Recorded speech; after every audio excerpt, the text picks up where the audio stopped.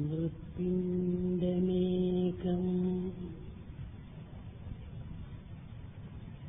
బహుభాండరూపం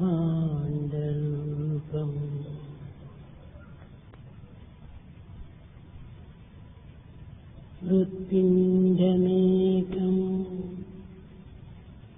బహుభాండరూపం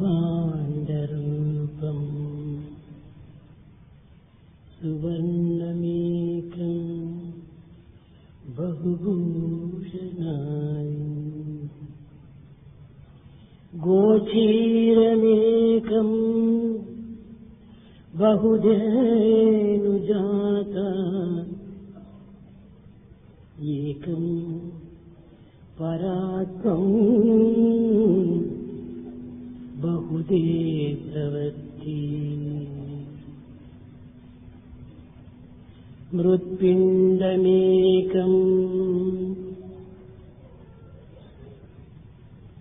ప్రేమస్వరూపుల మట్టి ఒక్కటే అయినప్పటికీ మట్టితో చేయబడినటువంటి పదార్థములు రూపనామములు భిన్న భిన్నంగా గోచరిస్తూ ఉంటాయి.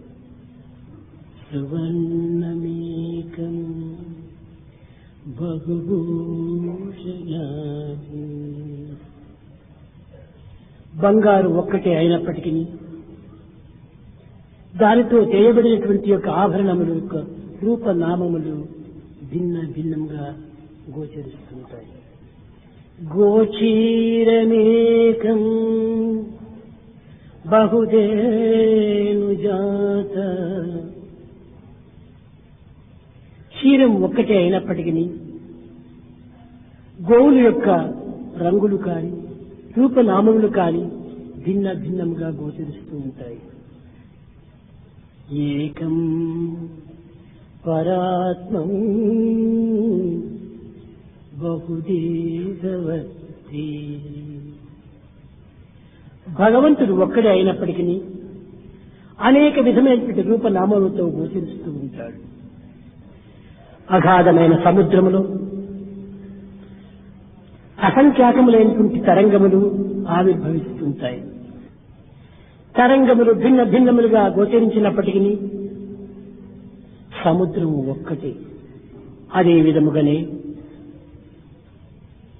జీవరాశులు భిన్న భిన్న రూపనామములతో ఈ జగత్తునందు జీవించుతున్నప్పటికీ ఇవి అన్నీ సచ్చిదానంద సాగరం నుండి ఆవిర్భవించినటువంటివి అలలే. నిత్య జీవితములో మానవుడు అనుభవించేటువంటి సుఖ దుఃఖములు, సాధించేటువంటి రాగ భావములు, సేవించేటువంటి విషయవాసనలు మనసు యొక్క వికారములే. భిన్నత్వమైనటువంటి భావం ఉండినంత వరకు ద్వైతం యొక్క రాగ భావములు మారునవి కాదు. ద్వైత భావం మానవుని యందు ఉండినంత వరకు ఈ రాగద్వేషములు అనేటువంటివి అతన్ని వెంటాడుతూనే ఉంటాయి. నిజముగా మానవత్వంలో ఉండినటువంటి దివ్యత్వము, అనంతమైనటువంటి యొక్క స్వరూపం అనేటువంటి సత్యాన్ని మానవుడు గుర్తించినంత వరకు కూడాను ఈ భేదములు తప్పినవి కాదు. ఈనాడు లోకములో అనేకత్వాన్ని ఏకత్వంగా భావించేటువంటి గుణవంతులు అరుదుగా ఉంటున్నారు. కానీ ఏకత్వములో అనేకత్వాన్ని విభజించేటువంటి మేధావులు మితిమీరిపోతున్నారు. 1000 మంది మేధావుల కంటే ఒక గుణవంతుడు జగత్తునంతైనా కూడాను రక్షించగలడు. కనుక మేధాశక్తి కంటే గుణశక్తి అత్యంత పవిత్రమైనది, ఉన్నతమైనటువంటిది. తైలపు పాత్ర యందు కనిపించినటువంటి చంద్రబింబమును మనం దూరము గావించవలనన్నా ఈ పాత్రను అగ్నిలో వేసి కాల్చినంత మాత్రమున ఈ ప్రతిబింబము దూరం కాదు.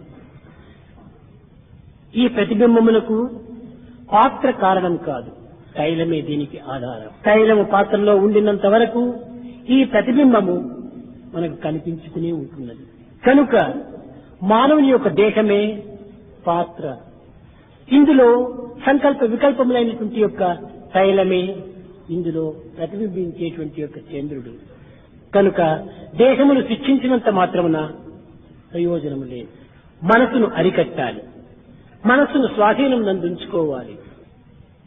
పుట్టపైన మద్దించిన పాము మరణముందున తనువును తా దండించిన విషయభోగములు అలుగున, ఆకలి తప్పులు వీడినంత ఆత్మజ్ఞాని కానగున, తానెవరో తెలియకున్నా తత్వజ్ఞానం ఎటుకుదురును. కనుక ప్రతి మానవుడు కూడాను ప్రప్రథమములో తనను తాను గుర్తించుకోవటానికి ప్రయత్నించాలి. దీనికి నవవిధములైన మార్గములున్నవి. శ్రవణం, కీర్తనం, విష్ణుస్మరణం, పాదసేవనం, వందనం, అర్చనం, స్నేహం, ఆత్మనివేదనం. అన్నింటికంటే ప్రధానమైనటువంటిది ఆత్మార్పణం. ఎవరికి ఆత్మార్పణం? తానెవరు? అర్పితం చేయించుకొనబడేటువంటిది ఏమిటి? ఏకం సత్విప్రాబోధావదంతి, ఉన్నది ఒక్కటే. రెండవ పదార్థమే ఈ జగత్తునందు కానరాదు. కొండలందియు మృణ్మయం అనగా శిలామయం, వృక్షములంతా కాష్టమయం, భూమి అంతా మృణ్మయం, మానవుని శరీరము మానసమయం. బాహ్య దృష్టితో చూసినంత కాలము ఈ పేరు తప్పినవి కాదు. కానీ అంతర్దృష్టితో మనం విచారణ సరిపినప్పుడు అన్నింటి యందు పంచభూతములే.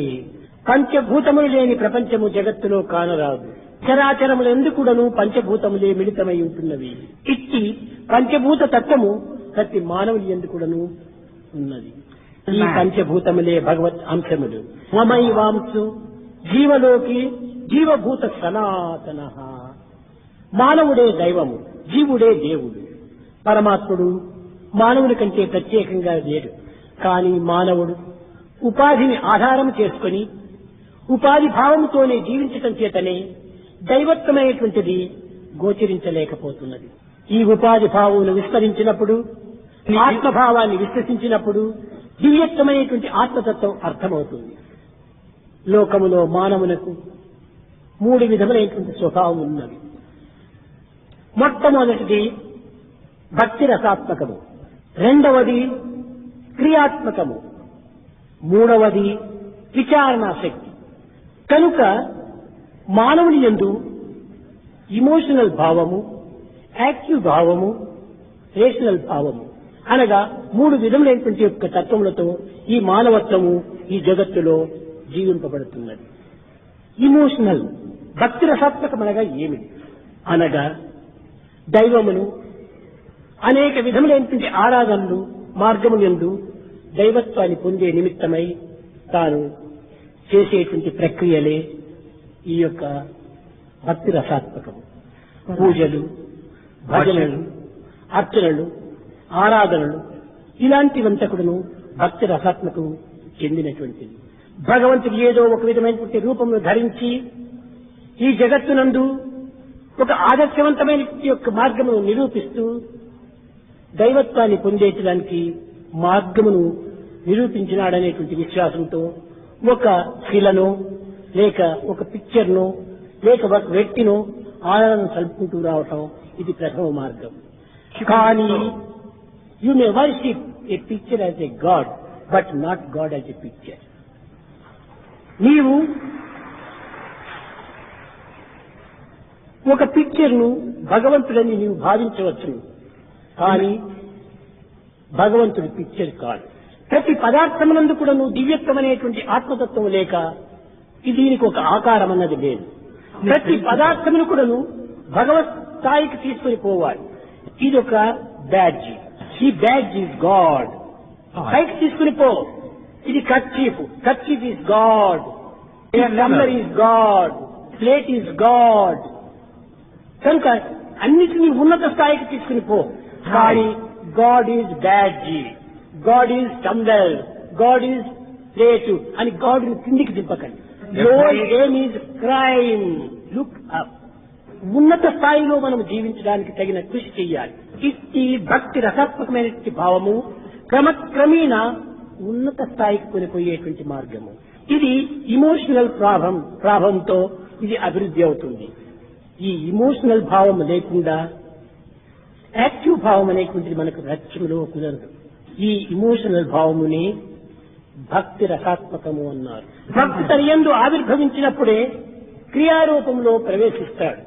ఈ యొక్క క్రియారూపంలో ప్రవేశించిన తర్వాత ఇది నిత్య అనిత్య, సత్య అసత్యం అనేటువంటి విచారణ శక్తి, డిస్క్రిమినేషన్ పవర్ ప్రారంభమవుతుంది. ఈ డిస్క్రిమినేషన్ అత్యవసరం. కానీ దురదృష్టవశాత్తు ఈ డిస్క్రిమినేషన్ కేవలము రేషనల్ అనేటువంటి పేరుతో విపరీతమైన మార్గములో, వికారమైన మార్గములో, కేవలము ఒక విరుద్ధమైన మార్గంలో ప్రవేశిస్తూ వచ్చింది. ఈనాడు ఆధునిక విద్యా ప్రభావం చేత రేషనల్ అనగా ఆధ్యాత్మికానికి విరుద్ధమైన మార్గము అనేటువంటి తప్పు అర్థాన్ని తీసుకొని ఈనాటి యువకులు దానిని అనేక రకములుగా దుర్వినియోగం చేసుకుంటున్నారు. ఈనాడు ప్రపంచములో ప్రతి విషయమునందు కూడాను సరైన అర్థమును గుర్తించడానికి ప్రయత్నించటం లేదు. నానార్థములు అభివృద్ధి పరిచి అనర్థమును స్వీకరించి యథార్థమును విస్మరించి పెడమార్గమును పడుతున్నారు. దీనికి మూల కారణము సరి అయినటువంటి యొక్క ప్రబోధకులు లేకపోవటమే. మానవత్వం అనగా అత్యంత దుర్లభమైనటువంటిది, పవిత్రమైనటువంటిది, సున్నితమైనటువంటిది, జీవించదగినటువంటిది, రసస్వరూపమైనటువంటిది. ఇట్టి రసాత్మకమైనటువంటి యొక్క మానవ జన్మను కేవలం భౌతికమైన, లౌకికమైన, ప్రాకృతమైనటువంటి యొక్క మార్గంలో ప్రవేశపెట్టి మానవత్వానికి విలువను కోల్పోతున్నారు. మానవతా విలువ లేనటువంటి యొక్క జీవితం మానవుడే కాదు. ఏమిటి ఈ హ్యూమన్ వాల్యూ? ఇది త్రికరణ శుద్ధితో కూడినటువంటిదే హ్యూమన్ వాల్యూ. ఈ proper study of men kind is man, thought, words and action together. The unity of thought, word and deed is human value. దీనినే 3 heads అన్నారు. Heart, head and hand. ఈ మూడింటి యొక్క ఏకత్వం కావాలి. కానీ ఈనాటి మానవుడు తలంచటం ఒకటి, చెప్పటం మరొకటి, చేయటం ఇంకొకటి. కనుకనే ఇట్టి వారిని మానవుడిని చెప్పక మనస్ అన్యత్, వచస్ అన్యత్, కర్మణ్ అన్యత్, దురాత్మనం అన్నారు. వట్టివాడు దురాత్ముడు కాని మానవుడు కాదు అని ఖండించింది వేదాంతం. కనుక ఈ మూడింటి యొక్క ఏకత్వంతో కూడినటువంటిదే మానవత్వం. అయితే ఈనాడు మానవులందు అనేక జన్మములుగా శేషించినటువంటి యొక్క పశుత్వం మిగిలిపోవటం చేతనే మానవత్వాన్ని విస్మరిస్తున్నాడు. కనుక ప్రతి మానవుడు కూడాను తన స్వస్వరూప సందర్శనాన్ని పొందే నిమిత్తమై, స్వస్వరూప జ్ఞానాన్ని అనుభవించే నిమిత్తమై, స్వప్రకాశాన్ని చూచే నిమిత్తమై తాను తన కృషి చెయ్యాలి. ఏ పని చేసినప్పటికీ, ఏ పదార్థాన్ని చూచినప్పటికీ, ఏ విషయం చెప్పినప్పటికీ ఇది అంతయు కూడాను దైవమయమైనటువంటిదిగా ఉండాలి. చేసే సర్వ కర్మలు కూడాను భగవత్ ప్రీత్యార్థంగా ఉంటుండాలి. Work will be transform into worship. ఈ వర్షిప్ అనేటువంటిది కానీ, వర్క్ అనేది కానీ ప్రత్యేకమైనటువంటిది కాదు. కానీ ఈ దురదృష్టవశాత్తు ఈనాడు వర్షిప్ కూడాను వికారమైన వర్షిప్ గా మారిపోతుండాలి. ఈనాటి భక్తి అనేటువంటిది భక్తి మార్గములకై ప్రయత్నం చేస్తుండాలి. ఈ భక్తి స్థిరమైనటువంటి కాకుండా కేవలము ఒక తాత్కాలికమైనటువంటిదిగా దీన్ని ఉపయోగించుకుంటున్నారు. ఇలాంటి పార్ట్ టైం డివోషన్ కు పరమాత్ముడు ఏమాత్రము అనుగ్రహించడు. యత్ భావం తద్భవతి. కనుక ప్రతి విషయమునందు కూడాను నీవు మర్చినప్పటికీ భగవంతుడు హెచ్చరిక చేస్తూనే ఉంటుంటాడు. భగవంతుడు నీకంటే ప్రత్యేకమైనటువంటి యొక్క ప్రదేశమునందు ఉండటం లేదు. సర్వత పాణిపాదం, సర్వతోక్షి శిరోముఖం, సర్వత శృతిమల్లోకి సర్వమా ఉత్తిష్టతి. ఇక్కడ చూచినా కూడాను నీ యొక్క ప్రవర్తనలు కానీ, ఈ యొక్క మాటలను కానీ, ఈ యొక్క చేష్టలను కానీ తాను గమనిస్తూనే ఉంటున్నాడు. కానీ భగవంతుడు గమనించడం లేదని భ్రాంతి పడుతున్నారు మానవుడు. ఇది పెద్ద అజ్ఞానం. ఇలాంటి అజ్ఞానం మానవుని యందు నిండి ఉండినంత వరకు కూడాను దైవత్వం అనేటువంటి దానిని అర్థం చేసుకోలేడు. వారి అంతే. అనేక మంది ఏదో సంసారమును తాను అనుభవిస్తూ సంసారం తనను వదలలేదని, సంసారం తనను పట్టి పీడించుతున్నదని భ్రమిస్తుంటాడు. ఇది చాలా విచిత్రమైనటువంటి విషయము. ఇది చాలా హాస్యాస్పదమైన విషయం. సంసారం నిన్ను పట్టి పీడించటం లేదు, సంసారం నిన్ను పట్టి బంధించటం లేదు. సంసారమునకు హస్తములు లేవు, సంసారమునకు నోరు లేదు, సంసారమునకు చెవులు లేవు. కానీ చెవులున్నది నీకే, కన్నులున్నది నీకే, హస్తమున్నది నీకే. నీవే దాన్ని పట్టి పీడిస్తున్నావు, కానీ అది నిన్ను పట్టి పీడించటం లేదు. నీవు దానిని పట్టి పీడిస్తూ అది నిన్ను పట్టి పీడిస్తుందని భ్రమిస్తున్నావు. ఇది సత్యంలోని అసత్యము, అసత్యంలోని సత్యం. కనుకనే ఈనాటి ప్రపంచంలో సత్యమును అసత్యంగాను, అసత్యమును సత్యంగాను మార్చుకుంటున్నారు. కనుకనే అన్ట్రూత్ అనేటువంటిది లేనే లేదు. అన్ట్రూత్ ఒక భ్రమ. కానీ మానవుడు అన్ట్రూత్ నుంచి ట్రూత్ పోతున్నాడని ప్రార్థిస్తుంటాం మనం. తమసోమా జ్యోతిర్గమయ, అసతోమా సద్గమయ అన్నారు. అసత్తు నుంచి సత్తులకు పోతున్నామని భ్రమిస్తున్నారు. అన్ట్రూత్ టు ట్రూత్ కాదు, lesser truth to higher truth. అనగా truth is one, not two. అయితే ఇట్టి సత్యాన్ని మనము ఎప్పుడు మనం విశ్వసించగలం? మానవుని యందు ఒక విధమైనటువంటి యొక్క అద్వైత భావం ప్రారంభమయ్యేంత వరకు కూడాను ఈ విధమైనటువంటి యొక్క మార్పులే ఉంటుంటాయి. ఈ ప్రపంచంలో ఉన్నటువంటి సమస్త పదార్థములు కూడాను ఎవ్వరివి కాదు, అంతా భగవంతుడివి. కానీ మానవుడు ఈనాడు ఇది నాది అనేటువంటి యొక్క అహంకారం చేతను, అభిమానం చేతను, అమాయకత్వం చేతను భ్రమించి కట్టుబడుతున్నాడు. ప్రతి మానవుని కూడాను భగవంతుడు నియమించినటువంటి ట్రస్టీస్ మాత్రమే.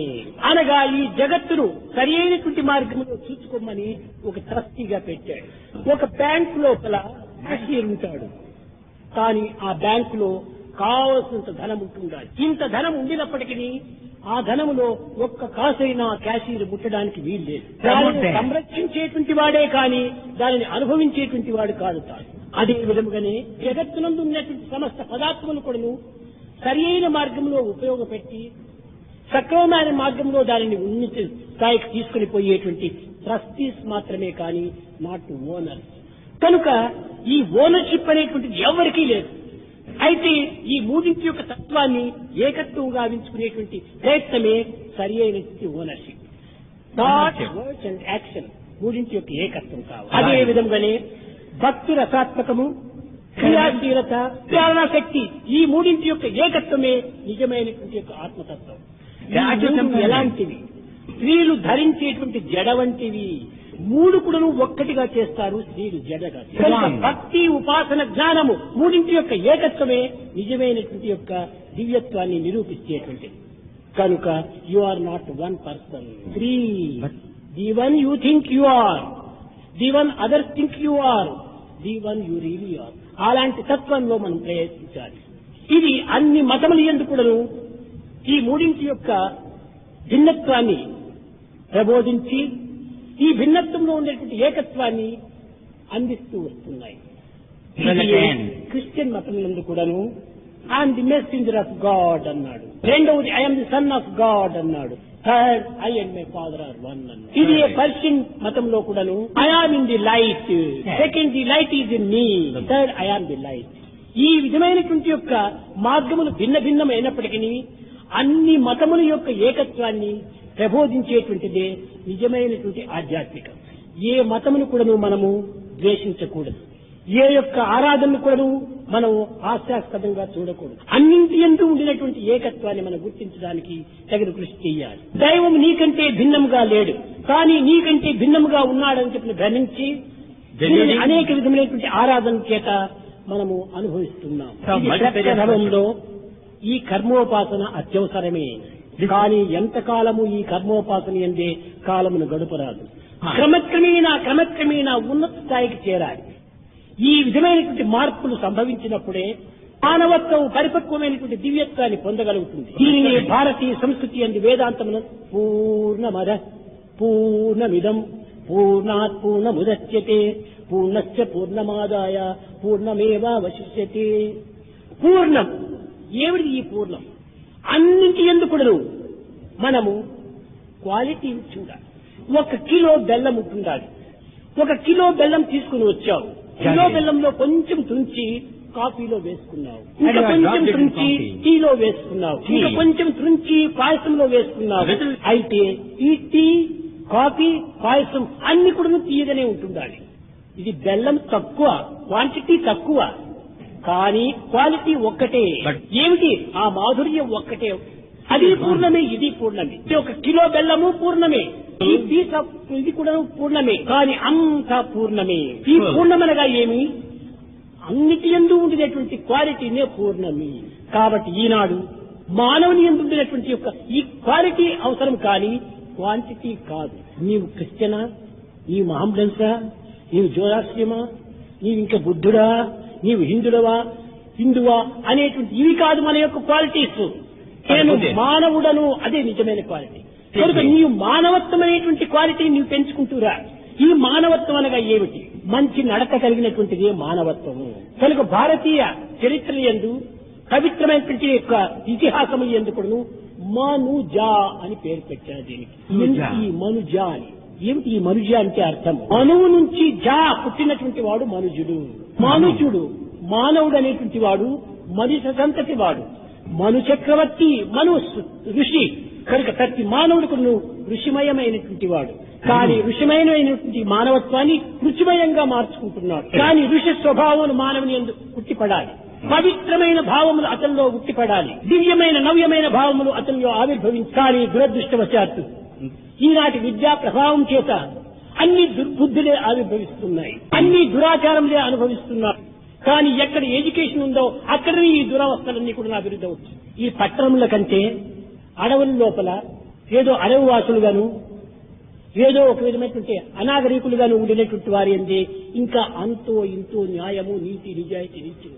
ఈ కోయ జాతి వారిలో ఉండినంత యొక్క నీతి నియమాలు కూడా చదువుకున్న వ్యక్తి ఎందుకు కనిపించడం లేదు. ఇక్కడ విద్యా సంస్థలు అభివృద్ధి అవుతున్నాయో, ఇక్కడ న్యాయశాస్త్రంలో అభివృద్ధి అవుతున్నాయో, కానీ అక్కడే అన్యాయములు, అక్రమములు అభివృద్ధి అవుతున్నాయి. దీని యొక్క అంతరార్థం ఏమిటి? ఈ చదువుల యొక్క స్వభావము, చదువుల యొక్క ప్రభావము సరైనటువంటి రీతిలో అభివృద్ధి కావటం లేదు. ఇక్కడ రెండు మాత్రం ఉంటున్నాయి. ఒకటి స్వభావము, రెండవది ప్రభావము. ప్రభావం అనగా ఏమిటి? అవుట్లుక్స్, బాహ్యమైనటువంటి యొక్క ఆకర్షణలు, బాహ్యమైనటువంటి నడతలు, బాహ్యమైనటువంటి యొక్క కీర్తులు, బాహ్యమైనటువంటి యొక్క ప్రవర్తనలు దీనికి ఒక ప్రభావాన్ని తీసుకుని వస్తున్నాయి. కానీ స్వభావం, ఆత్మభావమే స్వభావము. ఈ ప్రభావముల చేత తన స్వభావాన్ని మర్చిపోతున్నాడు. స్వభావాన్ని మర్చిపోవటం చేతనే ప్రభావం అనేటువంటి రాక్షసుగా తయారవుతున్నాడు. ఆకారం మానవాకారమే కానీ ప్రవర్తన నీరు రాక్షస ప్రవర్తన. ఇలాంటివి మానవుని యందు రాకూడదు. ఏదైనా ఇలాంటి ప్రభావాలు మనలో చేరినప్పుడు ఐఎమ్ నాట్ రాక్షసి, I'm man, I'm man, I'm man అనేటువంటి ఒక ప్రభావాన్ని దూరం చేసి స్వభావాన్ని పెంచుకోవాలి. ఆహార విహారం చేత అనేక రకమైన భావములు మనలో ఆవిర్భవిస్తుంటాయి. చెడ్డ భావం కూడా రావచ్చును. దేనివల్ల? సంఘదోషము చేతనే. Tell me your company, I shall tell you what you are అని. నీవు ఎలాంటి సంఘంతో నువ్వు చేరుతున్నావో అలాంటి భావాలు నీలో వస్తుంటాయి. కనుక ఆ సంఘ ప్రభావంతో వచ్చినటువంటి ఈ యొక్క ప్రభావాలను స్వభావం చేత దాని నిర్మూలము గావించాలి. కనుక సత్సంగత్వే నిస్సంగత్వం, నిస్సంగత్వే నిర్మోహత్వం, నిర్మోహత్వే నిశ్చలతత్వం, నిశ్చలతత్వే జీవన్ముక్తి. సత్సంగము, ఈ యొక్క గుడ్ కంపెనీ చాలా ప్రధానమైనటువంటిది. చెడ్డ కంపెనీ లోపల నీవు ఏమాత్రం క్షణమైన నిలిచవద్దు. Run away from bad company. చెడ్డ కంపెనీలో ఒక క్షణమైనా నీవు నిలిచకూడదు. మంచి కంపెనీని చేయడానికి ప్రయత్నం చేయి. ఏది మంచి కంపెనీ? ఏదో భజనలు, పూజనలు, ఒక సత్కారక్షేపం చేసేటువంటిది, ఇది మాత్రమే సత్సంగం కాదు. సత్ అనగా బీయింగ్. బీయింగ్ అనగా ఏమిటి? ఇప్పటికీ మార్పు చెందినటువంటిది బీయింగ్. అది సత్ అనగా మన యొక్క చైతన్య స్వభావమే సత్. అది కాన్షియస్నెస్. ఈ కాన్షియస్నెస్ అనేటువంటి సత్తో మనం సంఘం చేరాలి. ఏదో 10 మంది ఒక భక్తులతో చేరినప్పుడు ఇది సత్సంగం అనుకోవటం అది ప్రకృతి యొక్క ప్రభావం. కానీ తన యొక్క స్వభావం సత్. ఈ దైవత్వమైన దాన్ని ఏమాత్రం కూడా మార్పు చెందకూడదు. అలాంటి భావములు మనలో ఆవిర్భవించాలి. ప్రాకృతంగా నీ యొక్క కర్మను నీవు ఆచరించు, తప్పు లేదు. కానీ లక్ష్యము సత్తు పైన ఉంచుకొని ప్రాకృతమైన కర్మలు ఆచరించు. కానీ ఈనాటి ప్రకృతి ఆ విధంగా ఉండటం లేదు. సత్ సంఘంలో ఉండి కూడాను ప్రకృతి భావాన్ని హృదయంలో తలుస్తుంటాడు. ఇది సరి అయింది కాదు. ఇది ఏ వికారమైన మార్గము, ఏ వికృతమైనటువంటి మార్గము. ఈ వికృతియే నీ సుకృతాన్ని దూరం చేస్తుంటాడు. ఏ పని చేసినప్పటికీ ఇది దైవ కార్యంగానే మనం భావించాలి. అప్పుడే తన యొక్క మానవత్వము పరిశుద్ధమైన మానవత్వంగాను 100% మానవునిగాను జీవించడానికి వీలవుతుంది. కనుక ఈనాడు అంతటి ఉన్నత స్థాయికి పోవడము చాలా కష్టం. కనుకని ప్రాకృతమైన మార్గంలో సత్సంగము, లిఖిత జపం రాయటం. కేవలం కొంతమంది రాస్తూ ఉంటారు. ఏ విధంగా రాస్తుంటారు? ఒక శ్రీమంతుడు ఉండినాడు, అతనికి ఎంత ధనం ఉండినప్పటికీ కానీ శాంతి లేదు. అలాంటి పరిస్థితి లోపల ఒక మహర్షిని, ఒక మహానుభావుని ఆశ్రయించాడు. ఓ శ్రీమంతుడా, అశాంతికి మూల కారణము నీ ఆశనే. ఈ ఆశను క్రమక్రమేణా నీవు తగ్గించుకునే నిమిత్తమై ఒక పవిత్రమైన కార్యంలో నీవు ప్రవేశించున్నాడు. నీవు కొన్ని కోట్లు ఒక భగవంతుని నామాన్ని నీవు లిఖిస్తూ రామన్నాడు. ఇతను శ్రీమంతుడు, ఇతని కింద లెక్కలు రాసేటువంటి వాడు అనేక మంది గుమస్తాలు ఉంటారు. ఇతనికి రాసే అలవాటు లేదు. ఏదో మొదటి దినము కొంతవరకు రాశాడు, కానీ 100 కూడా కావటం లేదు. ఎందుకంటే సోమరి లోపల వెతుకుతూ వచ్చాడు, సోమరి జీవితంలో పెరుగుతూ వచ్చాడు, సోమరత్వాన్ని పెంచుకుంటూ ఉన్నాడు. కనుక ఈ విధమైనటువంటి లేజినెస్ చేయటం వల్లనే అతనికి లిఖితం కూడా చేత కాకుండా పోయింది. కనుక laziness is rust and dust అన్న రాశాడు. కొన్ని వందలేమో రాశాడు. అయ్యో ఈ మహానుభావుడు చెప్పింది కొన్ని కోట్ల రాయమని చెప్పాడే అని ఇంక వేరే మార్గం లేకుండా మంచిగా దండిగా డబ్బు పెట్టి కార్బన్ పేపర్స్ అంతా తెప్పించుకున్నాడు. వైట్ పేపర్ దాని కింద కార్బన్ పేపర్, వైట్ పేపర్ దాని కింద కార్బన్ పేపర్, వైట్ కింద పేపర్ దాని కింద కార్బన్, ఈ విధంగా పెడుతూ పైన మాత్రం ఆ లిఖితం రాస్తూ వచ్చాడు. వేల నామములంతా కూడా ప్రింట్ అవుతూ వచ్చాయి. చూచాడు, కొన్ని వేలు మాత్రమే అయిపోయినాయే, కోట్ల రాయమని చెప్పాడే, ఎట్ట చేసేది, మార్గం లేదనుకున్నాడు. దీన్ని చేసుకుపోయినాడు. ఒక జెరాక్స్ దీంతో పెట్టి ప్రింట్ కొట్టాడు. కోట్లకు మించిపోయినాయి, మహనీయుడు చెప్పినట్టుగా కోట్లకు మించిపోయినాయి అని ఆనందించాడు. ఇది ఈనాటి మోడర్న్ ఏజ్ యొక్క అవలక్షణాలు. చేతితో చక్కగా రాయమని చెప్తే ఈ జెరాక్స్ పెట్టుకొని, ఈ కార్బన్ పేపర్ పెట్టుకొని ఈ విధంగా కాపీ కొట్టడము భగవంతునే చీట్ చేసినట్టు కదా. ఇలాంటి చీటర్స్ ఇప్పుడు ఎక్కువైపోతున్నారు. క్వాలిటీ ఒక చిన్నది ఉంటున్నా చాలు, ఎందుకు క్వాంటిటీ. హృదయపూర్వకంగా నీవు రాయి, ఒక 10 అయినా కూడా చాలు. కనుక క్వాలిటీ ప్రధానంగా తీసుకోవాలి. 1 teaspoon of cow milk useful, why barrels of donkey milk. కనుక మనము ఒక క్వాలిటీని మనం తీసుకోవాలి. ఈ విధంగా కాకుండా మెడ్రాస్ రాష్ట్రం లోపల చాలా భక్తితో హృదయములో స్మరించటము, నోటితో ఉచ్చరించటము, హస్తంతో లిఖించటము, ఈ మూడింటి ద్వారానే కొన్ని కోట్లు, 108 కోట్లు సాయిరాం సాయిరాం సాయిరాం అని నామలిఖితం అయిపోయింది. ధరించటము, నోటితో ఉచ్చరించటము, హస్తంతో రాయటము, ఈ మూడింటి యొక్క ఏకత్వమే త్రికరణ శుద్ధి. కానీ కొంతమంది చేతితో జపం చేస్తుంటారు, రామ్ రామ్ రామ్ రామ్ రామ్ రామ్ అంటుంటారు, కానీ మైండ్ దోబి ఇంటికి పోతుంటారు, మార్కెట్ కో పోతుంటారు. ఈ విధమైనటువంటి జపం చేసే దానికంటే దాన్ని వదిలిపెట్టి ఇంటి పనులు చేయి, చాలా మంచిది. కనుక నీవు జపం చేయటం అనేటువంటిది కానీ భగవత్ నామాన్ని స్మరించడం అనేటువంటి కానీ హృదయపూర్వకంగా కావాలి. ఈ విధంగా చేసినప్పుడు ఏ పనైనా కూడా నువ్వు పవిత్రమవుతుంది, ఆ పనులన్నీ కూడా నువ్వు భగవంతుడి కార్యంలో అవుతాయి. కనుకని ఈ యొక్క చైతన్య భావంతో మనము సర్వకర్మలు ఆచరించాలి. కానీ ఈ కాన్షియస్నెస్ నుంచి వచ్చినటువంటిది కాన్షియన్స్. ఈ కాన్షియస్ అనేటువంటి దాన్ని విట్నెస్ గా తీసుకోవాలి. నీవు చేసేటువంటి పనులంతా కూడాను నీ కాన్షియస్ ఎస్ అంటుండదా, నో అంటుండదా. సరైనటువంటి దీంతో తృప్తి పడినప్పుడు అది తప్పే, అది రాంగ్ పాత్. నీ కాన్షియస్ దృష్టి నీకు తృప్తి అయినప్పుడు ఇంక ఏ విధంగా నీ జీవితం తృప్తి అవుతుంది. కనుక నీ కాన్షియస్ తృప్తి చేయాలి, దానిని కవర్ చేసుకునేటువంటి డిస్క్రిమినేషన్ చేయకూడదు. ఈనాడు తప్పు చేయటము, దానిని సరిదిద్దుకునే నిమిత్తమై అనేక విధమైనటువంటి అసత్యాలు ఆడటం, ఇది మరింత దోషం. ఇలాంటి డిస్క్రిమినేషన్ కూడా మనం చేయకూడదు. ఇది కేవలము ఇండివిజువల్ డిస్క్రిమినేషన్. ఇండివిజువల్ డిస్క్రిమినేషన్ అనేది చాలా చెడ్డది, కానీ ఫండమెంటల్ డిస్క్రిమినేషన్ కావాలి. నాకు, నీకు, వారికి, వీరికి అందరికీ సత్యంగా ఉంటుంది. అది ఏ నిజమైనటువంటి కాన్షియస్నెస్. కనుక ఈనాటు మనం సత్సంగంలో చేరినప్పటికీ మన కాన్షియన్స్, మన ఆత్మ తృప్తికి మనం సరైన సిద్ధంలో ఉంటుండాలి. ఆత్మ తృప్తి, కాన్షియస్ అనేటువంటి దాన్ని తృప్తి పడాలంటే మన కాన్షియస్ అనేగా ఎంపీ సెన్సెస్. ఈ కాన్షియస్ సరైనటువంటి మార్గంలో మనం ప్రవేశపెట్టినప్పుడు కాన్షియన్స్ తృప్తిగా ఉంటాయి. ఈ కాన్షియన్స్ తృప్తిగా ఉండినప్పుడు కాన్షియస్ లో మనం లీనమైపోతాం. కనుక మొట్టమొదటి ఇంద్రియాలను సరైనటువంటి రీతిలో మనం అదుపులో పెట్టుకోవాలి. ఈ ఇంద్రియాన్ని ఇష్టానుసారం మనం విడిచిపెట్టకూడదు. ఈ విధంగా వదలటం చేతనే మన యొక్క జీవితము అనేక విధముల అశాంతికి గురి అవుతుండాలి. కేవలం అశాంతి మాత్రమే కాదు, అపమార్గంలో ప్రవేశపెడుతుంది. పరోపకార దీక్ష అనేటువంటిది మనలో శూన్యమైపోతుండాలి. కనుకనే ప్రాచీనం ఋషులంతా కూడాను అష్టాదశ పురాణేషు వ్యాసస్య వచనద్వయం పరోపకార పుణ్యాయ పాపాయ పరపీడనం, హెల్ప్ ఎవర్ హర్ట్ నెవర్ అని చెప్పి, అలాంటి మనము పవిత్రమైనటువంటి హృదయాన్ని కలిగి ఉండాలి. పాదములు ఏమిటి? ఈ పాదములు అనగా భూమిని ఆశ్రయించినటువంటి పాదములు అని పెట్టారు. కేవలం ఇవి వెండితోన ఇంపు దాంతో చేసినటువంటి కాదు పాదములు. భూమిని ఆశ్రయించినటువంటిది ఏమిటి? మట్టే. దేహమంతా మృన్మయమే. మృన్మయం నుంచి వచ్చినటువంటిది ఈ యొక్క దేహము. మృన్మయమైన దేహములో చిన్మయమైనటువంటి ఒక దైవత్వం ఉంటుండాలి. రత్నాలు మనకు చిక్కాలంటే ఒక చెక్కలో కాయం, రత్నములు కూడా మట్టిలోనే చిక్కుతాయి. కనుక మనలో ఉండినటువంటి సద్భావములు రత్నముల వంటివి. కనుకనే తులసిదాసు చెప్పాడు, నామరతన ధన పయోరేమైనే. నామరతన ఈ నామం అనేటువంటిది ఒక పెద్ద రత్నం. ఇది ఎవరిచ్చారు? వస్తువమూలిక దియమెరే సద్గురు. ఈ వస్తువు అమూలికమైనటువంటిది, అమూల్యమైనటువంటిది. నా గురువు నాకు అందించినటువంటిది బోధ. కనుకనే ఈ నామం అనేటువంటి రత్నాన్ని మనం సరి అయినటువంటి మార్గంలో పెట్టుకోవాలి. ఏదో ఆర్టిఫిషియల్ గా పాడి 10 మందిని మెప్పించాలని మనం ప్రయత్నం చేస్తే ఇది రత్నం కాదు, రాయిగా తయారవుతుంది. కనుకనే భగవత్ యొక్క హృదయం అనేటువంటి యొక్క మాధుర్యంతో కూడినటువంటి యొక్క నామంతో ఈ హృదయాన్ని ఏకం కావించాలి. రామకార్యమును నెరవేర్చినటువంటి దూత హనుమంతుడు. రాముని యొక్క పట్టాభిషేక సమయం నందు ఈ హనుమంతుడికి ఏమి ఇవ్వాలి? అందరికీ అన్ని బహుమతులంతా పంచాడు. కానీ హనుమంతుడి దగ్గరికి వచ్చేటప్పటికే రాముని దగ్గర ఇచ్చేకి ఏ వస్తువు లేదు.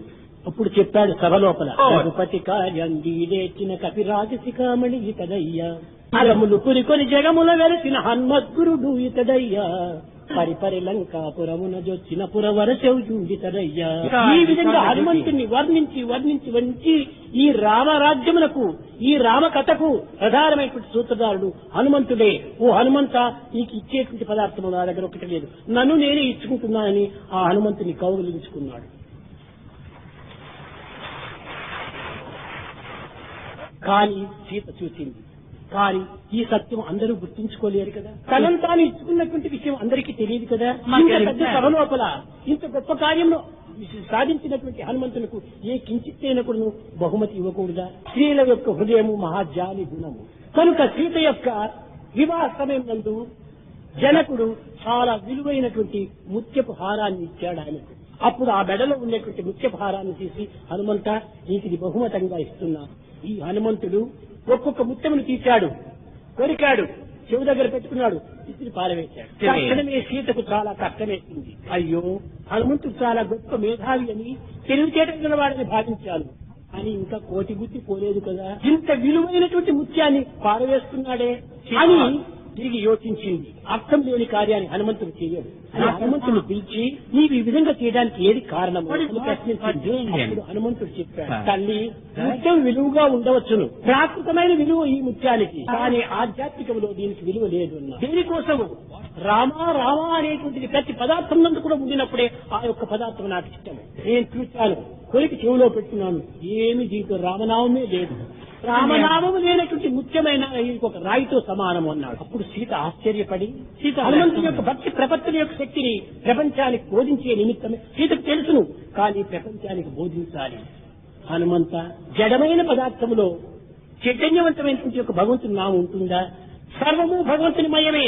విశ్వం విశ్వస్వరూపం, విశ్వమంతా కార్యము, విశ్వమంతా కారణము, కార్యకారణ స్వరూపమే జగత్తు. కనుక జగత్తులో అంతా కూడా భగవంతుని మయం ఉండాలి అని ఆ సభకు కానీ, ఆ భూజాతి అయిన సీతకు కానీ సంతృప్తి పరచాలని చేతి నుంచి ఒక వెంట్రుక తీశాడు. ఆ సీత యొక్క చెవి దగ్గర పెట్టాడు. ఆ వెంట్రుక కూడాను రామ్ రామ్ రామ్ రామ్ అని స్మరిస్తూ ఉంటుంది.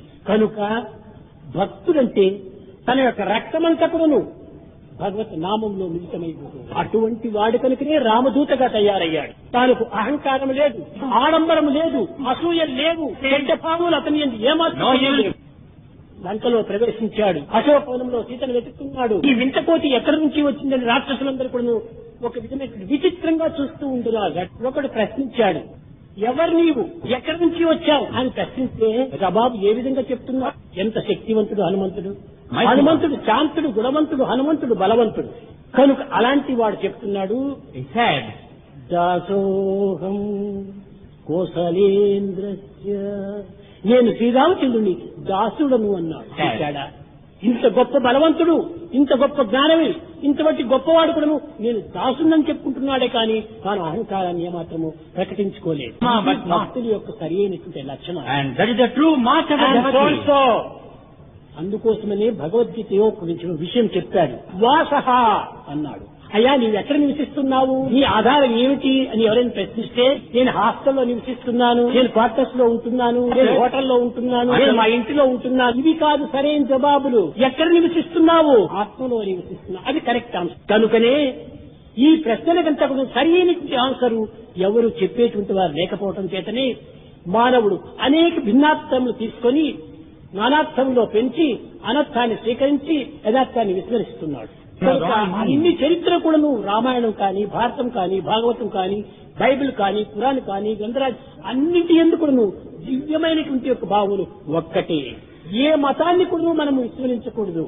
అన్ని మతములను కూడా మనం గౌరవించాలి. మానవులందరూ ఒక్కటే, దైవం ఒక్కడే, గవ్యం ఒక్కటే, రూపనామములు వేరు వేరే.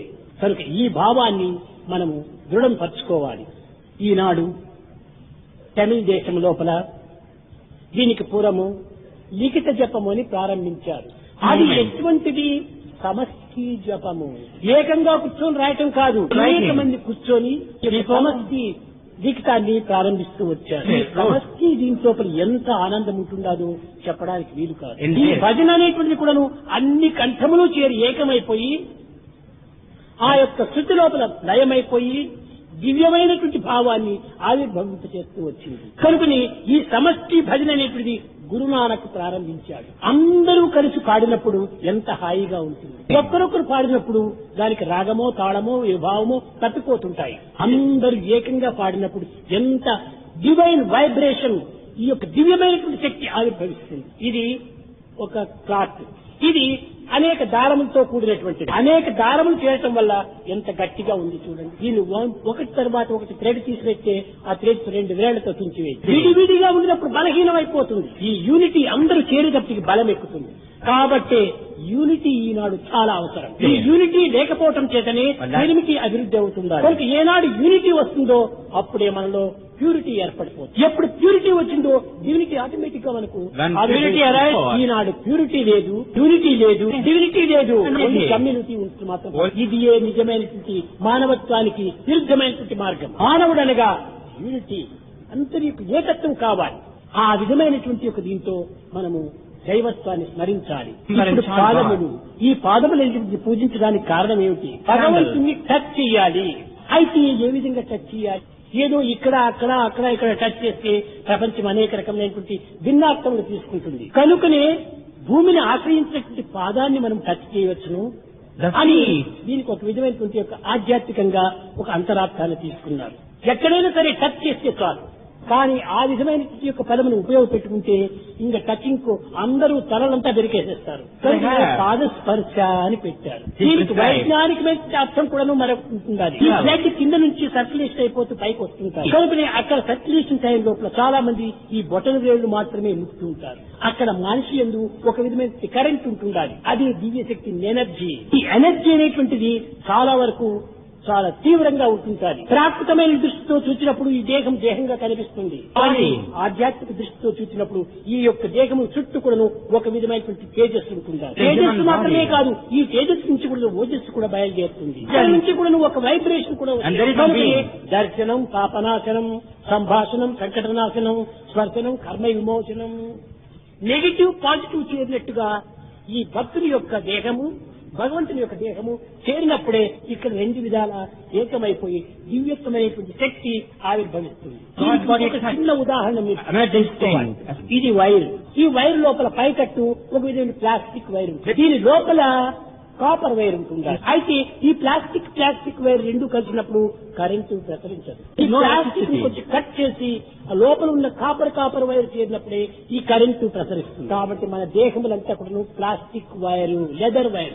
ఈ లెదర్ వైర్స్ తో పాటు మైండ్ టు మైండ్ కవర్ అనగా ఈ కాపర్ వైర్ కూడా చేరిపోవాలి. ఈ heart to heart, love to love. అప్పుడే ఈ దివ్యశక్తి అందులో కూడా ప్రసరిస్తుంది. అప్పుడే బ్రహ్మ విత్ బ్రహ్మైవ భవతి.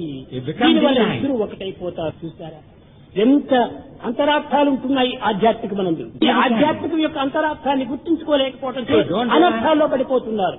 అనర్థాల్లో పడిపోయి దివ్యత్వానికి దూరం అయిపోతున్నారు. ఈ ప్రాప్తమైన దానికి విరుద్ధమైన మార్గంలో ప్రవేశించాలి. చాలా మంది తెలిసి ఉంటాది, నీళ్లలో చేపలు తిరిగాడుతుంటాయి. కానీ నీళ్లకు ప్రవాహానికి అడ్డుగా దాన్ని స్విమ్ చేసుకుంటూ పోతుంది. ఆపోజిట్. అందువల్లే అది రక్షింపబడుతుంది. ప్రవాహంతో పాటు అది కూడా పోయితే ప్రాణమిస్తుంది. కాబట్టి ప్రాకృతమైనటువంటి యొక్క ఈ చేష్టలకు విరుద్ధమైన మార్గంలో మనం ప్రయత్నించాలి.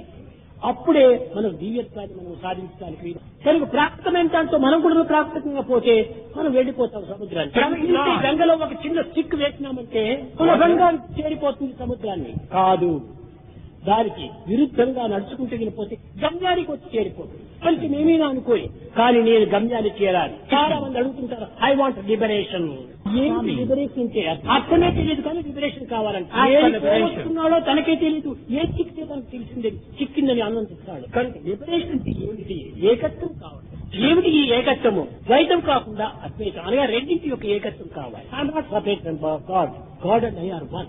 ఈ యొక్క భావాన్ని మనము డెవలప్ చేసుకోవాలి. నేను దైవమే, నేను దైవమే, నేను దైవమే. అప్పుడే ఈ ప్రాకృతమైన భావాలు మనలో ప్రవేశించవు. ఇంకా బాడీ ప్రాకృతమైనటువంటిదే, కానీ నువ్వు నిజంగా దైవమే. అందరి యందు ఉండేటువంటి ఆత్మ ఒక్కటే.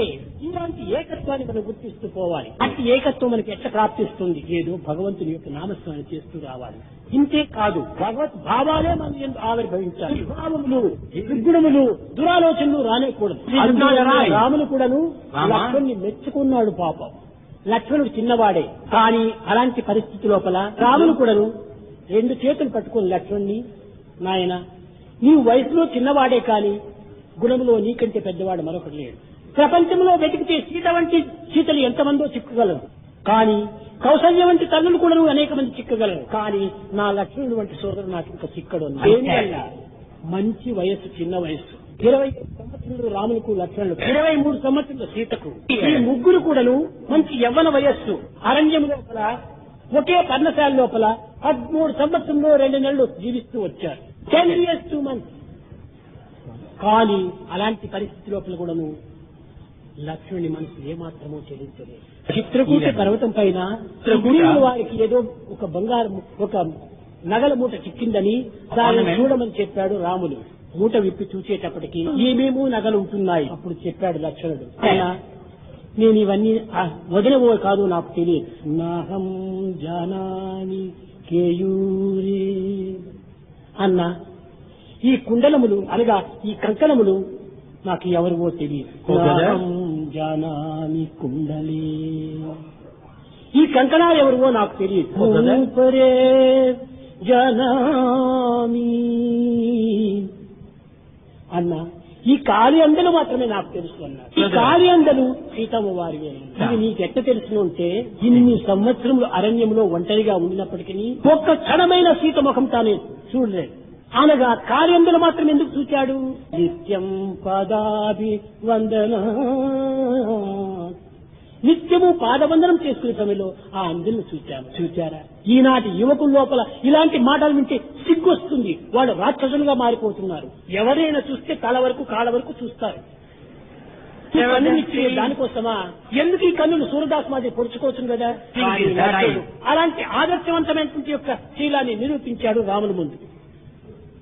అప్పుడు చెప్పాడు, రామ లక్ష్మణ నీ వంటి ఈ గుణవంతుడు నాకు ఇంక లభ్యం కాడు. సీతనైనా త్యజిస్తాను, నా తన తల్లి అయినటువంటి కౌశల్యనైనా త్యజిస్తాను, నిన్ను నేను వీడలేను. అలాంటి దైవం యొక్క విశ్వాసాన్ని సంపాదించుకోవాలి. నాకు దైవం పైన ప్రేమ ఉన్నదని చెప్పుకుంటే మాత్రం ప్రయోజనం లేదు. ఇది నీకు నీవు అడ్వర్టైజ్ చేసుకో. కానీ దైవం ప్రేమ నీ పైన ఉన్నదా లేదా అని విచారించాలి. నీవు ఒక పోస్ట్ కవర్ రాసి రిజిస్టర్ చేసేసి ఒక ఫ్రెండ్ కి పంపించాలంటే అక్కడ నుంచి చేరినట్టు అక్నాలజ్మెంట్ రావాలి. నీకు నీవు నేను రాశాను అనుకుంటే ప్రయోజనం ఏంటి? నువ్వు రాసినది అతను చేరినట్టుగా అక్నాలజ్మెంట్ రావాలి. నీవు ప్రేమిస్తున్నాను దైవాన్ని అనుకుంటే ప్రయోజనం లేదు. నీవు నన్ను ప్రేమిస్తున్నావు, నేను నిన్ను ప్రేమిస్తున్నాను, భగవంతుడి నుంచి రావాలి ఆ జవాబు. అంతవరకు నీ ప్రేమ అతనికి చేరనే లేదన్నమాట. ఆఫీస్ లో పడిపోయిందో కనుక నీవు భగవంతుడి నుంచి రావాలి, భక్తులవు. అందువల్లనే కృష్ణుడు కూడా చెప్పాడు, మన్మనాభవ మద్భక్తో మజ్జాజిమాం నమస్కురి మామే వైశ్యతి సత్యం తే ప్రతిజాని ప్రయోజిమి. ఇప్పుడు ఒక రావణ అర్జున ఇప్పుడు నీవు నా భక్తుడు అన్నాడు. ఎప్పుడు అర్జునుడు చెప్పాడు, తనలో తెలివితేటలు ఉండినంత వరకు వాదిస్తూ పోయాడు కృష్ణుడితో. కట్టకడ సరకంతా అయిపోయింది, ఎంటీ హెడ్ అయిపోయింది. అప్పుడు కరిష్యే వచనం ఆజ్ఞ ప్రకారం నేను అప్పుడే చెప్పాడు, మన్మనాభవ భక్తు నా భక్తుడు నీవు అని. చెప్పిన మాటలు వినకుండా ఆజ్ఞలు నడుచుకోకుండా నేను నీ భక్తులమంటే ఇది కేవలం ఒక ఆడంబరమైనటువంటిదే కానీ సత్యనిత్యమైనటువంటిది కాదు. కనుక దైవాన్ని సంతృప్తి పరిచేటువంటి క్రియలు మనం చేయాలి. దైవాన్ని ఆనందపరిచేటువంటి మార్గంలో మనం ప్రవేశించాలి. మానవుని నడత మరి పవిత్రమైనదిగా ఉండాలి. ఇదే నిజమైన మానవత్వానికి కలిగిన లక్షణం. కనుక అలాంటి మార్గానికి మనం రావాలంటే దైవ చింతన చేస్తూ రావాలి. మెడ్రాస్ స్టేట్ లోపల ఈ యొక్క పాదముల యొక్క పూజలు కానీ లిఖితనామ జపం కానీ సాధ్యమైనంత వరకు పెరిగిపోతుండాలి. 85 సంవత్సరముల యొక్క వృద్ధుడు ఇంకా ఈ కార్యంలో సాధించాలని అనేక ప్రయత్నాలు చేస్తున్నాడు. 85-year-old man is striving to achieve దేశం this. యొక్క వయసు కాదు ప్రధానము, మనసు యొక్క ప్రతిష్ట, ఆ యొక్క దృఢత్వము, ఆ డిటర్మినేషన్ చాలా అవసరం. ఆ వయసు లోపల మధుర నుంచి ఇక్కడికి వారం వస్తుంటాడు పాపం. కానీ శ్రమ అనిపించుకోదు. స్వామి సేవ అనుకుని వస్తుంటాడు. కనుక ఇలాంటి ఆధ్యాత్మిక మార్గంలో ఆదర్శవంతమైనటువంటి వ్యక్తులుగా అందరూ తయారు కావాలి. ఆ విధమైనటువంటి యొక్క భావంలో సర్వత్రా ఉంటున్నప్పుడు జగత్తంతా కూడా నిత్య కళ్యాణ పచ్చని తోరణంగా అభివృద్ధి అవుతుంది. కనుక ఆయన చాలా భక్తి ప్రపత్తులతో అనేక మందిని కూడగట్టుకొని అనేక మందిని చేర్చుకొని ఈ యొక్క సమత్వమైనటువంటి యొక్క ఏకత్వమైనటువంటి భావం చేత సమష్టి ఆరాధనలు సలుపుతూ వస్తున్నాడు. త్యాగరాజు కూడాను కొన్ని కోట్ల నామం రాయాలంటే చాలా కష్టమైపోయింది. ఇప్పుడు తమిళనాడు లోపల 108 కోట్లు నామనామం అయిపోయింది. ఎప్పుడు సమయం చిక్తే ఊరికి వారి మాట వీరి మాట అని అన్నెసెసరీ అనగా యూజ్లెస్ టాక్లంతా లేకుండా నామాన్ని లిఖించడం ఎంత పవిత్రమైనటువంటిది. కనుక don't waste time waste is life waste, God is time. కనుక మీరు ఆ కాలాన్ని వ్యర్థం చేయకుండా ప్రియమైన భావంతో దైవనామాన్ని స్మరిస్తూ రండి. భజన బినా సుఖ శాంతి నహీ,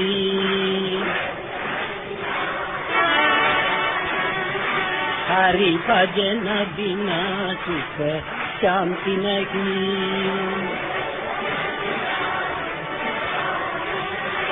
హరి నామ బినా ఆనంద నహీ,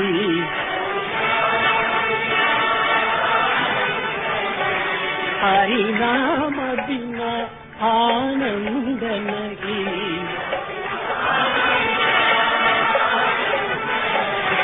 हरि भजन बिना सुख शांति नहीं,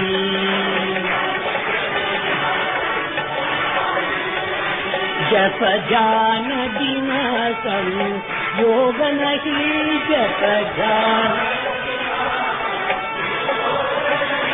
प्रभु दर्श बिना प्रज्ञान नहीं,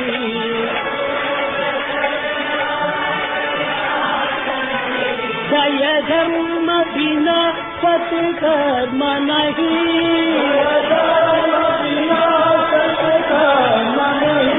भगवान बिना कोई अपना नहीं,